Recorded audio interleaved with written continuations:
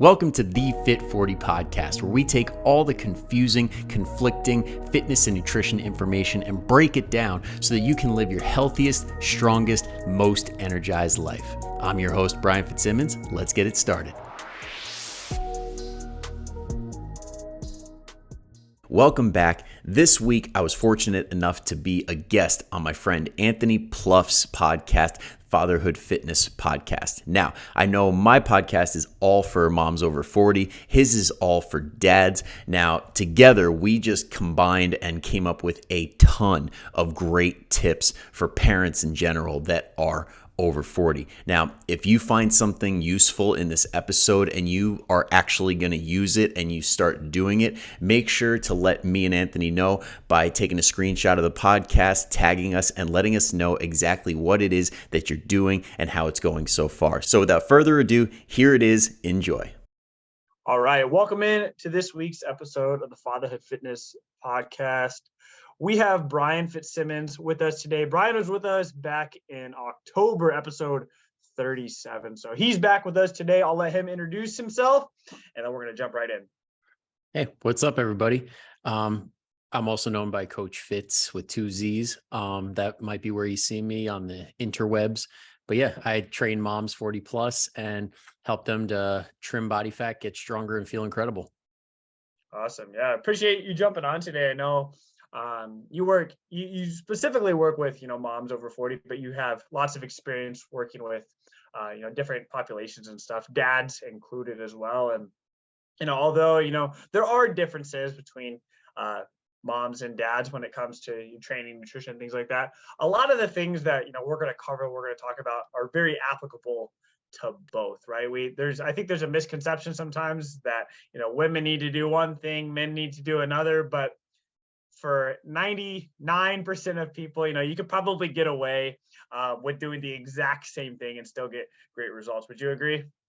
Absolutely. I mean, the only thing that really changes a whole lot with men to women is preferences. Other than like the stuff that works. Exactly. Yeah. And I think, one of the things, just kind of getting started, kind of staying consistent with fitness and things like that. As a dad, my life has gotten significantly more busy over the past couple of years. We have 3 kids now in less than 4 years. And I know a lot of your clients, have kids as well. They're busy, they're working full time. By the time they get home, the last thing they want to do is sit there and prepare an entire meal. I used to always kind of joke around with my wife. It's like, I hate cooking because it takes me 10 minutes to eat the meal. It takes an hour and a half to cook it and stuff. I have backed off that approach a little bit, but once you get home from work and by the time you do sit down for dinner and finally relax, like, how do you even get started? Like, where do you begin to start even thinking about fitness? Yeah. I mean, for a lot of people, I know, like with a lot of my clients, by the time dinner rolls around, it's pretty much like not a lost cause, but it's kind of at that point where it's like, it just isn't consistent. Like it takes a lot of willpower at that point. So what we try to do, like, especially considering like we usually aim for like 2 to 4 workouts per week. So if the schedule is truly that nuts, like aiming for the 2 days to be Saturday, Sunday usually works out pretty well. But usually sometimes like when kids have their schedules when it comes to sports and things like that. If it's just a practice, you don't need to be at practice. I mean, if you want to, great. But I mean, if you have a free hour while your kids are doing their thing, you go and do yours. So drop the kids off at practice, you go to the gym. Ideally, I mean, that's assuming that it all lines up perfectly. But another thing that works out well is just like working with the time constraints that you have. So like, let's say, I mean, you only have 10, 20 minutes. Usually there's a few pockets like that during the day. And even though we say something's going to take an hour or 30 minutes, it's usually not that long. So when you have that free time in between tasks, like that 10, 20 minutes, doing these micro workouts, maybe once or twice a day, that pretty much can add up to a full workout. So doing things like that, or at the very like most extreme end with somebody who's had like the world's craziest schedule, I've suggested doing things like for anybody who's familiar with Strong First or Russian kettlebell certification, they have a concept called grease the groove, where basically you pick one exercise to do the entire day. And you don't do it to the point where you get tired. You don't do it to the point where form suffers, but you do a bunch of repetitions during the day. So, prime example is like a pull up. So, you put a pull up bar somewhere in your house, like say you're working from home. Every time you go to take a leak or anything like that, you hop up, do a pull up with strict form. Boom, that's one. And then you go do your thing, go work. And then next time you get up to get a drink, crank out a pull up. And you do that throughout the day when you have breaks. So you're not getting tired, you're perfecting the pull up and you're building some muscle and getting stronger. And you're able to do that pretty much with whatever the schedule throws at you. Yeah, no, I think you touched on a lot of good things there. If your 2 days of working out are only Saturday and Sunday, like I think that's great. It's we like to call them the weekend warriors, but Yes. it kind of has a negative connotation, but there's nothing negative about that at all. Like ideally, maybe you could throw another one in during the week, but we all go through phases in life, and there are times it's just not going to happen. And what you said there too about just picking one exercise and just kind of doing it throughout the day. I didn't intentionally do this, or that's not what my mindset was, but like that's literally how I got started into like strength training and muscle building when I was younger. I think I was like middle school. I bought the perfect push-up handles, Oh, I and love those things. yeah, that they're all, I still have the original ones. I have the same ones I had since then, but I used to like in the summertime, not in school, I don't have practice or anything. And so during the day, I would play PlayStation. I would play like MLB The Show or something like that. And Classic. I was like, all right, well, if I'm gonna be down here, playing, well, Yeah. I'm gonna do something too. Like I just came up with this on my own. And after every inning I played, I did 10 push-ups. And so like that adds up a lot, and I got Yep. pretty strong literally just doing push-ups when I play. I mean, you could either look at it as I was doing a lot of push-ups or playing a lot of PlayStation. But things like that I think are great. Getting up, like you said, getting up and go to the bathroom, do a couple squats, do a couple pull-ups or something. Somebody asked me that. One of our friends, her and her husband were kind of talking about kind of things like that. She said every time I like brush my teeth, I go to the bathroom or something, I do calf raises and squats. Does that count as exercise? And I said, well, absolutely. Like she's like, well, I'm not doing that much. So I'm like, well, that's okay. How many times do you go to the bathroom? If you're like me, I'm chugging water all day. Like I'm going to the bathroom multiple. You can get a great workout of it. And I It's think it's almost like a step count. It all adds up. exactly. And that's why I always say, like with a step count, right? You go cut your own grass. Like that counts as steps. You don't have to go for a 30-minute walk. Like just move. And that's I think that's important too, is kind of like what you said to these micro workouts, these short workouts. I think that's something where you really have to have a mindset shift, right? Because ideally, like, I mean, I'm kind of the same way. Like I used to be like, if I can't get my entire workout out, I don't want to do any of it, right? I'll do it tomorrow Yep. or something. And I've really gotten away from that. And like I try and go on a walk every single day, but I care more about that step count. I care more about my movement, right? There's times where I will go on a walk and I'm like, yeah, I went on a walk this morning. The sun wasn't even up yet. I feel pretty good. And at the end of the day, I was like, well, that's about all I did today because I was sitting Yeah. in a chair. And so I think, just things like that. I think movement, I and especially for parents, I think movement is probably going to be more of a priority than strict hour-long workouts each week. Absolutely. And I mean, as trainers, like, especially on like social media, we latch on to these like guidelines where it's like, you got to get 6 to 10 sets per muscle group. You got to be doing 2 to 4 days a week in the gym. You got to be like pushing it to an RPE 8. You got to be doing this, got to be doing that. But at the end of the day, none of that matters if you can't pull it off.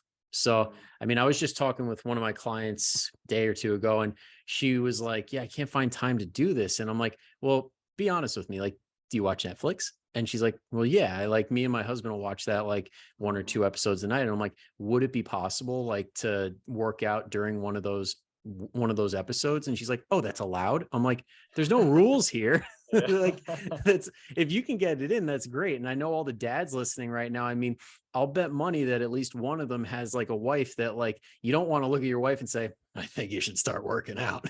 Right. But like, if you're like cranking out a couple push-ups while you're watching the show or something, she might look at you and be like, maybe I'll do some. Or like, Yeah. I'm going to do some squats while you do that. And then it kind of becomes a group thing and you just bounce off each other. And it can be a very productive thing as long as you throw the rule book out sometimes. Yeah, and I found too, like this is a lot of times where I kind of get my mobility work in. Um, I um, I have a very I it's something I neglected for years, and so just previous injuries and things like that, and so yeah, like watching Netflix at night with my wife after the kids are in bed. This is when I'm down on the floor. You know, I got the foam roller. I'm doing some stretches and stuff. And it's like I would much rather be laying on the couch, right? I'd be much rather not having to worry about anything. But just finding things like that, like you're gonna thank yourself later on. And I think the cool thing about fitness, like what I've learned about mobility too, and but mainly about fitness, nutrition and stuff, is typically like when you first get started, like it takes a lot more work, right? it, Yeah. it takes a lot more work to kind of get in a routine, get to where you want to be, but then maintaining that. Most people, I feel like, at least with my clients, I know that like maintenance is something that many people have never actually experienced. They go through these cycles of losing weight and then they gain it back. And then they lose weight and then they gain it back. Same thing goes Yeah. with their workouts. They're very consistent, then they do nothing. They're very consistent and then they do nothing, right? And so getting to a point of maintenance is like is something like most people don't even know how to do, right? They either, maybe if they hire a coach, they don't Yeah. stick around long enough to actually get there. They get those initial results, they feel pretty good about themselves, and now what? Right? Like, because what got you there isn't going to necessarily be the same thing to do Yeah. to kind of maintain that there. So how do you how do you work with your clients to try and to kind of make this more of, I guess my approach is always like, this is a lifestyle. So how do you how do you how do you make that shift from, this is the phase where we got to like put a little bit more work in here, and then this is what you're going to be able to stick to. Yeah. I mean, I think you hit the nail on the head where a lot of people have never experienced the maintenance phase because, like, let's be honest, like when it comes to most people have like who have dieted to lose weight have lost a significant amount of weight. Like I talk to people every freaking week that are like, oh, I lost 40 pounds. I lost 60 pounds. I lost 100 pounds, but I gained it all right back because I was on Optavia or Weight Watchers.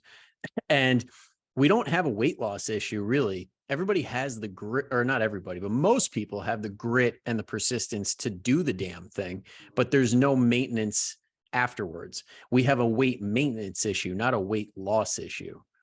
And that really comes down to education and planning ahead because a lot of people, when they do their weight loss journey, they're like, all right, I'm going to lose 40 pounds. Then they get to 40 pounds and they're like, now what? I didn't really figure this was going to happen, so I didn't know to plan for it. Right. And that's where things like reverse dieting come in, where like transitioning mentally instead of focusing on lose the weight, hop on the scale, focusing on performance, focusing on strength gain, muscle gain, and things like that, or just feeling better in general, like improving mobility or like addressing some like nagging pains that might have come up. It really just comes down to that mental reframing of like, okay, the weight loss part of this journey is over. Now I want to work on a different part of my life. Mhm. And fitness can impact so many areas of your life. Like for those types of people that really struggle with energy, I mean, let's be honest, when you diet, your energy is pretty damn low, especially if you're like doing it for a while. So bringing the calories up, including more healthy foods, trying to get more sleep, that could be the next phase if you haven't addressed that already. Now, a great program should teach you that along the way, but a Mhm. lot don't. And a lot of people that'll like white knuckle it, just focus on less food, more movement. So if that's you, next is let's get the energy back. And then that's going to allow you to be more productive at work, make more money, be more happy with your family because you actually have the ability to be there physically and mentally, be there for your wife, be there for a bunch of different things. And some people, like if you're going out with friends on a hike or like trip to Vegas, you don't want to be that guy that can't like walk down the strip with the rest of the guys. So for some people, that could be the next reshift in focus. Yeah, and I think, even my perspective in the, pretty recent uh past here is like when I'm, working with clients or first start, I kind of we try and get them out of that mindset, like this is something that we're gonna do for 12 weeks, right? And I'm like, no, like this is something like, and I think when I first started coaching clients, I was kind of afraid to do that because like people want results right away, but it's not doing a service to them if I can't be honest with them. And so like the majority of my clients, almost every single one of them now always signs up for 6 months because I'm realistic with them right up front. I tell them, like you're going to see great results in 12 weeks. I can guarantee you that. Like you're Yeah. going to see great results, but what's next, right? Just like you said, what's next? How can we maintain this? And the people, I had a client over the summer, he lost 25 pounds in 12 weeks. Like that's incredible progress, Yeah. right? Like that's really And fast. And I always tell, you work with the dads. That's got to be so nice. I'm yeah. trying to convince a bunch of women. I swear 10 pounds is great. You're only 150 pounds. 10 pounds is huge. Well, and I always, but see, I always got to frame it too, because like the more weight you have to lose, the easier it's going to be to lose weight, right? So if you Yeah. have 50 plus pounds, you're gonna be able to get away with a lot more, right? You don't have to track as accurately. You can guesstimate on a lot of things, but once you get kind of closer to your goal weight, progress slows way down. That tends to be about the halfway point, right? The point where people kind of give up. They think, oh, I've Yeah. got this figured out. Oh, I'm no longer doing this. I'm no longer seeing progress and stuff. And so I've really tried to make it a point to tell them like, these are the expectations, like you're going to see great results. It's going to probably take you longer than you would like. But if we can solidify these habits over the next half year, you never have to do this again because Exactly. you're going to continue to lose weight. And that's what I try. And like, I always tell them like, the beginning of the program can seem overwhelming because I'm trying to front load some things here because I understand I'm not going to work with you forever. So I want to give you the tools, right? I want to give you the tools to help you succeed right away. And Yep. then we're going to work together to implement them and stuff. And I think, I don't know if it's because maybe we're on social media all day and we're comparing ourselves to others, but like I don't, and maybe I also feel like this is relatively new, right? I mean, if you look at history books and things like that, you look at our grandparents, like obesity, weight loss is still a fairly new concept, right? Like Yeah. there, That like generation of like, well, when they were storming Normandy, they didn't have to stretch. right, they were a buck 30 dripping Yeah. wet, right? Like Yeah. But that was also back before McDonald's ruled the world, right, before you had ads in your face with every that's right. delicious thing that you could have at your fingertips.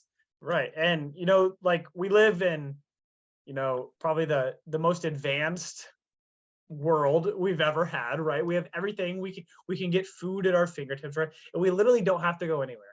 I could I sit in my literally did chair. that for lunch. I literally Yeah. plugged in my Chipotle order, Yeah. snagged it, and ran home for this podcast. I mean, it's a They, little too easy. yeah. And see, I went to Chipotle last night, but I went and ordered it there like a real American. I waited in line like a true American. I found my portion size of steak tends to be a little bigger if I order it there. But Oh, and sometimes you get away with the double order and there's a miscommunication. That's honestly why I usually don't order it on the app, because I'm like, if that's the discount for standing there. yeah. Yeah. But like I think things like that though, like that we're all kind of experiencing it together, right? It's a new world. We do have food, and Yeah. food is, fortunately, unfortunately, however you want to look at it, it's always around us. Everything we do, we celebrate with food, everything, which is, I don't Yep. you know I don't think there's anything wrong with some of those things. Like I do the same thing, but like if you don't have those tools, if you don't have those habits, you don't have somebody help kind of guide you, then it can be a real struggle to kind of just, get the initial ball rolling. Yeah. And I know I was actually listening to, I think it was Lane Norton the other day, and he brought up a good point. And he's like, listen, like food and the behavior surrounding it is one of the hardest things to curb, because like let's take addiction for example, because I know sometimes this is a touchy topic, but behavior is behavior. Mhm. And some people don't have a healthy relationship with food. And I mean, when it comes to like alcohol, for example, over here for those viewing, yeah, when it comes to alcohol, if you cut it out of your diet, you're not going to die. You're probably going to feel a whole lot better. When it comes to food, you can't cut out food from your life. You need it. Right. So like telling like a cocaine addict, just have a little bit. How do you think that's going to work? Or like telling somebody that like is strung out on like heroin or something, it's like, just have a little dab. It's fine. Just a little bit and we'll go from there. Doesn't really work that way, right? So it's a very complex topic. It's a very hard thing to navigate, but there are ways to do it. And it takes a little bit longer than we would like to. It usually doesn't work just cutting it out cold turkey, but there are ways to slowly over time get in a rhythm where you have a better relationship with food. And it's not such a white knuckle thing where you got to force yourself to diet. It's just, I enjoy eating this way and I keep my weight down. Yeah, and see, I was gonna tell everybody that was sparkling water behind you, but that's cool. No. That is Grey Goose. And for a size comparison, it's about yay big. Yeah.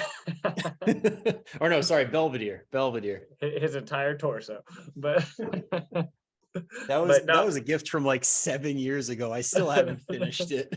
Oh my goodness. But Yeah, no, and I think apparently I when you turn 30, everybody gifts you booze. nice. But yeah, I think what you said there is kind of really important there about, you're never going to stop eating, right? Like that's what you're going to do it every single day. Um, I'll let you answer this question, but I've had, multiple, like, I I think food, like if you watch a kitty, if I watch my son eat, my son will always pass up on dessert if he's not hungry. I can't do that, right? Like I'm stuffed and there's cheesecake, I'm eating the cheesecake, right? But Yeah. kids naturally kind of know, they stop when they're full, satisfied, or they stop when they're satisfied. They don't wait until they're full, they're not feeling good, and they kind of realize if they are getting to that point, they just stop, right? But we Yeah. kind of feel like we need to eat the entire thing, right? Well, because And I I think we are like leftovers of the starving kids in Africa generation. right, right. Yeah. Yeah, and yeah, that's yeah, I think I had that conversation with Jordan Syatt. He was on the podcast back in October, I think, and we kind of talked about that too. Like, all, our grandparents, our parent, kind of grew up in this generation of like, you got to finish your food, you got to finish your food. Well, no, you don't. Like I always say, like we have refrigeration. Like I can sit this sucker in the fridge for a week and it's still gonna taste the exact same. But I have lot like I think a lot of our food habits come, or they do come, from what we're who we learn from our parent. Typically that's going to be our parents, right? We're modeling after those who we see do it, and so a lot of these Yeah. it kind of starts with us. And so like my kids are young, so I try and be very like aware of some of the things, right? Like my wife and I always try and, like, if I try something, I try not to have my immediate reaction like, oh, if I don't like it, I don't like, that's okay. But I try not to say anything until my kids have tried it first, because if I already, oh, that's gross or something, they already have this in their head, that's terrible, I don't want to eat that. And so Yeah. I have lots of clients who have told me over the years that, they can't find any vegetables they like. They don't like, they only like certain foods and stuff. How do you um how do you work with clients like that? How do you kind of incorporate not just vegetables? Like, you don't have to like everything. Like, you don't like, I love protein, but I don't have like 12 different sources of protein I cycle through, Yeah. right? I have like two or three I like. So how do you kind of incorporate not just vegetables, but like proper nutrition into their diets? Yeah. Well, to address the veggies specifically, because that is a topic that comes up a lot. Like people Mhm. just do not like vegetables. And I Yeah. think it is because of previous conversations with parents or with like grandparents, whatever, they were watching them and are like, eat your vegetables. And Yeah. what's the natural reaction? No, I don't want to. Right. So it creates this like negative relationship with it. But I think the easiest thing to do for a lot of people is pick recipes that need to have vegetables in them. Like Mhm. a lot of people don't have such picky tendencies where it's like I separate every single food on the plate, or like I only have chicken and mashed potatoes and that's it. Mhm. Like a lot of people can eat like say peppers and onions, for example, like on a cheesesteak or on a like sausage and peppers, or like throw it into some eggs, like Yeah. to have like a scramble, something like that. Or like what I used to do as a kid is like mashed potatoes and corn, like mixing that Sure. up, like just the simple stuff where it's like you start there and you're like, okay, so I'm not a veggie hater. I just have specific ones. And then from there, you go and say, okay, if I like this one, then this one has a similar texture. Like if I like corn, then I probably might like peas, and then give it a try and have an honest talk and say, do I like this or does my mind tell me I shouldn't like this? And then you kind of go from there. I mean, another big thing that's been helping like me specifically, because I am 100% that kid that hated vegetables. Like I love the steamables. Like part of the Yeah. issue with veggies is the preparation. Nobody Right. wants to cut them up. Nobody wants to like do all of that. I Mhm. toss it in the microwave for 5 minutes and let it do its thing and boom, it's done. Right. Like that's my biggest gripe with these people that are like, "Oh, the chemicals. Oh, all of these things are horrible for you." It's like I don't think the chemicals in a bag of broccoli are really what's going to make somebody fat or give somebody a horrible disease. I'm sorry. But like danger's in the dosage. And if something was truly that bad for you, the dosage would be like to the point where the FDA would step in and be like, "No, no, no." Right. So that's my little rant on veggies. No, I no, that's exactly, then that's kind of exactly what I do. Incorporated the things like you were just talking about Chipotle, right? That's like I personally can have Chipotle every day. I've kind of burnt my wife out on it, and so I kind of have to cycle through a little bit. But Yep. just adding those fajita veggies on top of it has been Yeah. I used to not do that. I used to just I didn't want them on there. I like I could live without them. Now I don't even taste them. You know what I mean? Yeah. I just throw them on top. Or I mean, all Make those salsas have veggies in them. Right, right, and like things like that, like Yeah. like I Guac. think exactly. We're making it like too complicated. Like Yeah. you don't have to have a plate of carrots. You don't have to have this, but like things like you said, like a Philly cheesesteak or like something I'm already going to eat, throw it on top. Sausage and peppers, like you said, throw it on top. Yeah. I like sauerkraut. I don't think a Mhm. lot of people do, but like to me, that's just an easy way to throw sauerkraut on a sausage or something. Yeah. One of my favorite things to do is like not deconstruct, but like recreate a traditionally bad meal and make it better. Like Philly cheesesteak is easy. Instead of getting like a steakums packet and having these like really fatty cuts, get like maybe you can't afford a fillet, but like a good sirloin or something like that, slice it Yeah, up nice and thin. And now you have a leaner cut of meat with the peppers and onions, and maybe you get some like Sargento cheese and right. melt that on top. That's protein packed. It's got way more nutrients than like the local pizza place that'll put it together for you. Yeah. Or like, have you ever done like a Big Mac in a bowl? Uh-uh. Basically you just take all the ingredients of a Big Mac. Like you can get like leaner beef too. Like if you wanted to Mhm. do like Laura's lean beef, like 93.7 or 96.4, ground it up, cook it up, and then put like pickles, onions, all the stuff, all the dressing, like the secret sauce that they sell, like put a little drizzle of that, and you have a Big Mac in a bowl without the bun. So now you have less calories. It tastes just as good, if not better. And you have all these vegetables, pickles, lettuce, tomato, Yeah. onion. So there's a million ways to do Nice. I'm gonna write that down. That sounds good. But it. but I think one thing that really helped me too, um, is I used to start cooking. So um, I never like who would have known salt and pepper, a little bit of olive oil can change an entire meal. Right? I used Oh to my God. like It's when I incredible started what those three can do. exactly like when I was like in college, kind of on my own for the first time, I had a grill and I would cook. I'd be like, man, why doesn't my steak taste like like that? You're like, why is it so bland and stuff? I was like, I know just a little bit of salt and you know, and so like do that with your vegetables too, like salt and pepper, maybe a little. You don't even sometimes you don't even need oil, you know. And it's Yeah. like I love the air fryer. I buy frozen peppers and onions, throw it in the air fryer. That like the microwave zucchini and squash, like it's fantastic, and it's like canned green beans. They're super cheap. I eat Yep. one multiple times a week.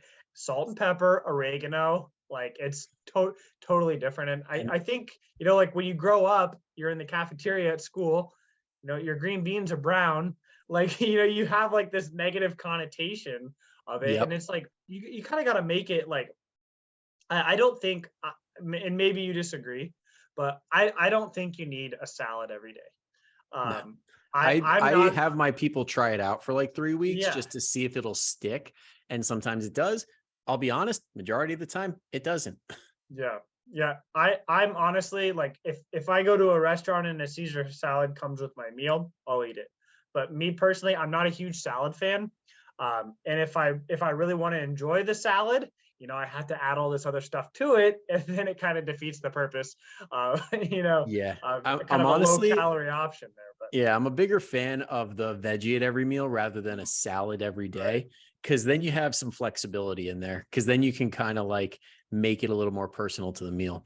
And right, I just thought of this because as we were talking about it, another good way to sneak veggies in is like plant-based foods. mm, So like me being gluten-free, I hate that I am, but I have to be. Like pasta alternatives like chickpea pasta, red lentil pasta, okay, like that stuff does count. mm, So I mean like if you have all this chickpea, like that's a ton of protein, ton of fiber, yeah, and all the micronutrients of vegetables. So another way to get some veggies in, or yeah, like your zucchini squash or stuff like that.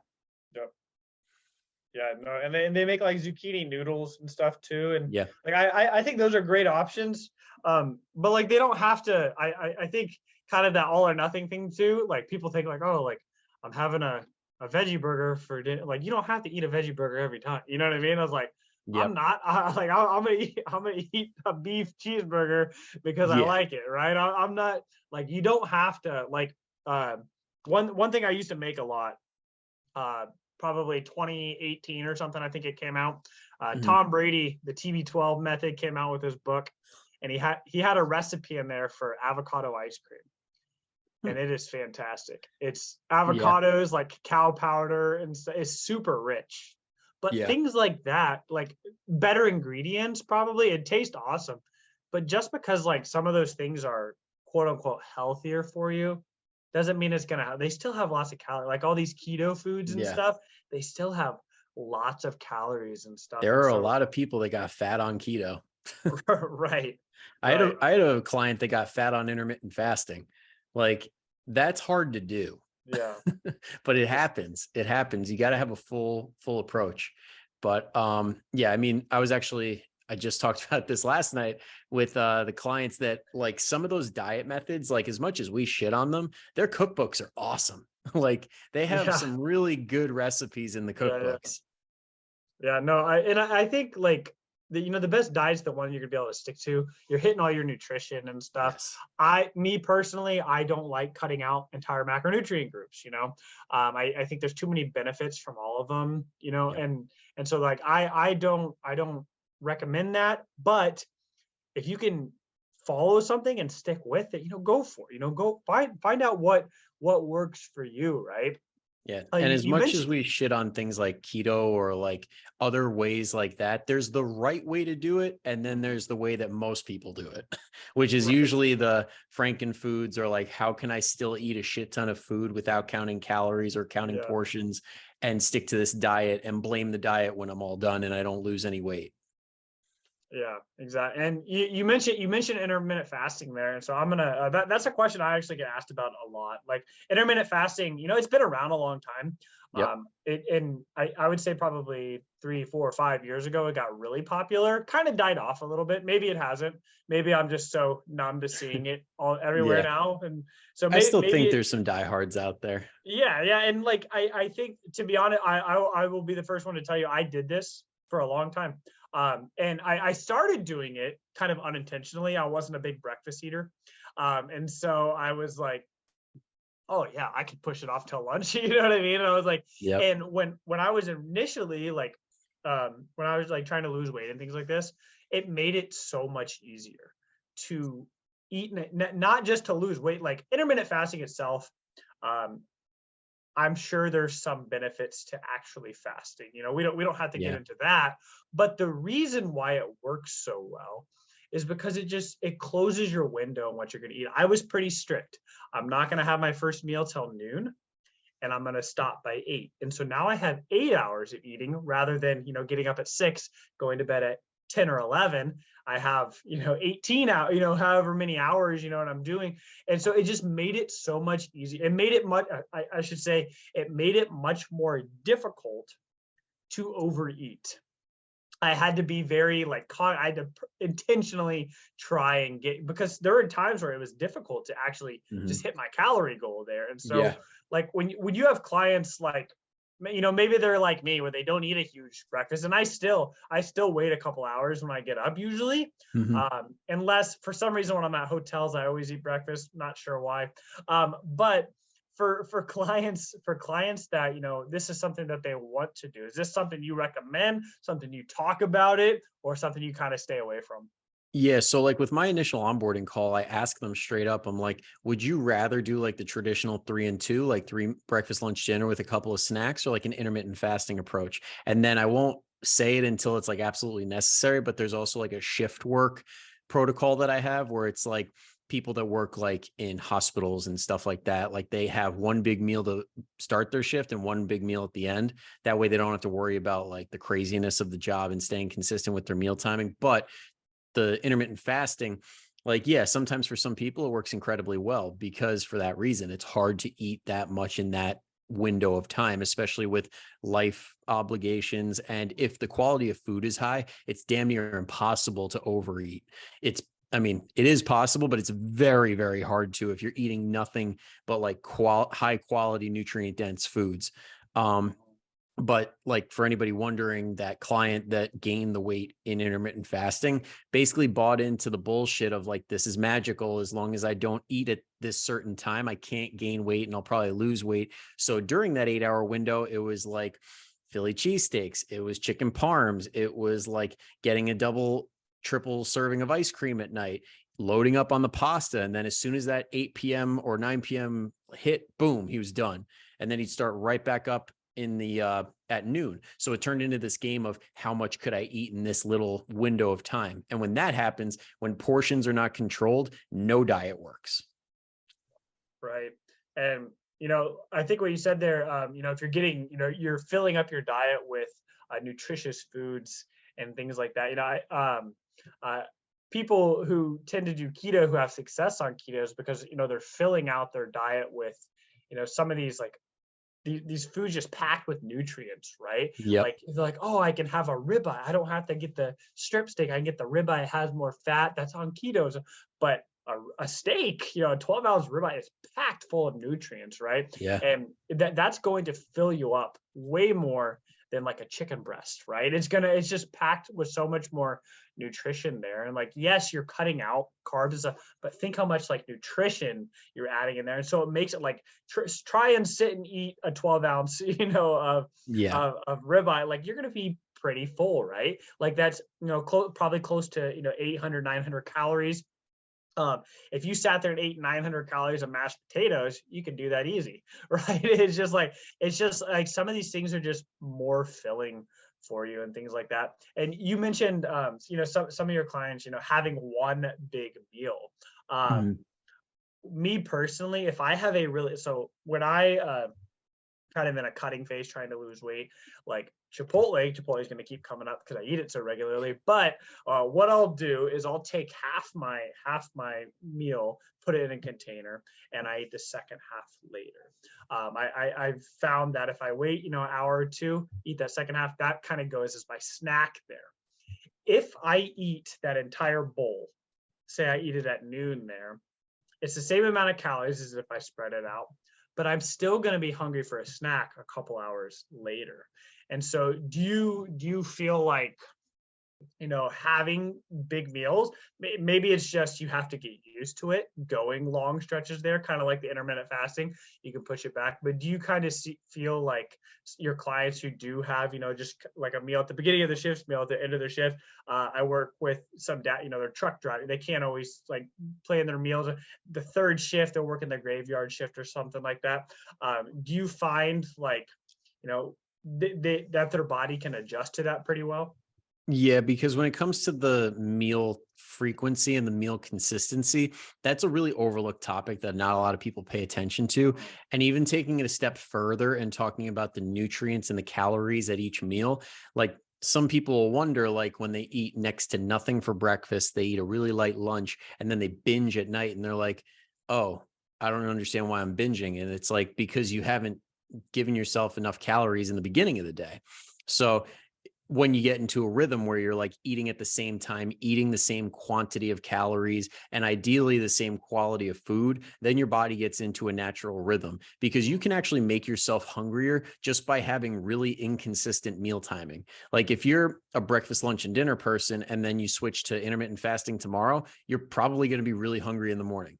But a month goes by, now you've adjusted to the intermittent fasting approach. Now you try and transition back to the 3 a day. That breakfast is going to feel like you're force feeding yourself because you haven't had anything for breakfast at all. But our bodies are much more adaptable than we give them credit for. And as long as we stay consistent, they will adapt. Yeah, and I think that circles all the way back to what we started talking about, like kind of fitting things in, kind of make fitting things in when you're busy, right? Like when you start working out and you're really busy, like it's gonna seem like stress, right? Every time you make a change, it's gonna seem like it's kind of overwhelming and stuff, but you're gonna get used to it, right? But Yep. unfortunately, people don't give it a chance long enough, right? And I don't know this side. I don't know if there's actually, it's probably different for everybody. They say 21 days to make a habit, 66 days to make a habit, but like Yeah. it's not gonna make a habit. Like you can have something a habit, but once you stop it, right, it's no longer going to be a habit. So you have to find a way, kind of have to find a way to fit this in. And if that's one workout a week, if that's incorporating vegetables into just one meal a day, you know what I mean? Maybe one meal a week to start off if you have to and stuff. But I think kind of like what you said there, if you can stay consistent, if you can fit some of these things into what you're already doing, like the path of least resistance there, like make it as easy as possible just to get started. I think long term, you're going to look back and be like, this isn't so bad, right? But I always try, like, I try not to call out other programs and stuff, but if you're doing a program that's making you work out twice a day for, let's say, I don't know, more than 70 days in a row or something like that, then chances are, like, I've never have somebody tell me like, I've been doing this for 6 years now. I've been doing this for a year now. They say, I'm doing this for the third time. I'm Yep. doing this again, because it's not, although you stayed consistent, Hmm. it's not something you can consistently stay consistent with, if that makes sense. Yep. Absolutely. Sorry, my computer's dying. No I worries, got to it shift. happens. Uh, Here we go. Sorry. That's all Oh, right. We get a I chance to don't. look that you still have your Christmas decorations up. Yep. I don't want to make you edit more than you have to, but here we go. That's cool. We don't edit, but But yeah, what I was gonna say is just like, when it comes down to it, it's like habits are just a series of making the same decision over and over again.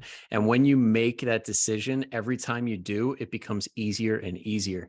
The kicker is, are you making good or a bad decision? Is that decision getting you closer or further away from your goals? And when it's getting you closer and closer, it gets easier and easier. Yeah, and I think that's a good place to kind of wrap everything up there. There's a book called Secrets of the Millionaire Mind by T. Harv Eker, and he talks about how we have doing habits and not doing habits, and everything that we're doing currently, we're in the habit of doing it. The things that we're not doing, we're in the habit of not doing it. And so I think that kind of sums it up really well there. It's just if you can find something that you can kind of stick to and consistently do that, right? The first time, I think momentum is something that's very overlooked. Like there's momentum in getting Yeah, started. It takes a lot of momentum to get the ball rolling, and then you can kind of coast. It also takes a lot of momentum the other way as well, right? If you've somebody who's worked out 3 times a week for 6 years, and then you stop for a week, that's going to be really hard for you. It's really hard for me to rest. It's really hard for me to take time and like actually let things heal, because I've been such in this mindset of I need to get this done. And so like, I feel like that's a decent spot to be, but can still be kind of dangerous as well, because then we get back into that all or nothing mentality again. yeah, absolutely. But Absolutely. Brian, I think we covered, a lot of good topics here today. And I think you have a interesting perspective on some things that I think is very beneficial, especially with dad, especially like talking about nutrition and things like that. If you work with moms over 40, dads, even if you're 20, you're 30, you're 40, you're 50, you've been doing things the same way for a really long time, right? And I don't think we give ourselves enough credit sometimes about the work we put in. Yeah, But I think you gave us some simple things that we can kind of focus on, kind of take away there, and kind of make this a lifestyle and something that hopefully we can actually stick to, and not just look for those quick results all the time. exactly. When you get more mindset, like when your mindset gets more focused on doing it for life rather than just knocking it out in 30 days, that's where everything starts to fall into place. Exactly. Well, Brian, I appreciate you coming on the show today. I know you have a Facebook group, but you have your own podcast as well, and you're pretty active on social media. So, where can people follow you at?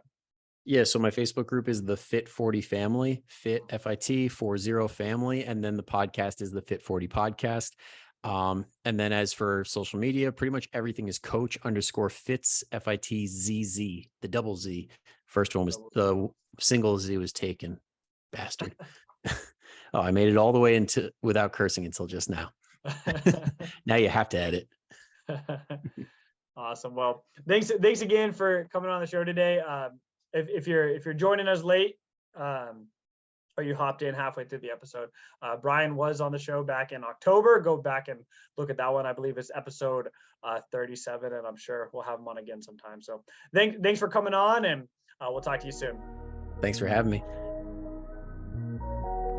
Thank you so much for tuning in. If you enjoyed this episode and you're a new listener, go ahead and hit that subscribe button so that you don't miss another episode. And if you're a returning listener, I would love your feedback. If you could take 2 seconds to just leave a quick review on iTunes or Spotify and rate the show, that would be greatly appreciated. So thank you in advance, and have a great rest of your week.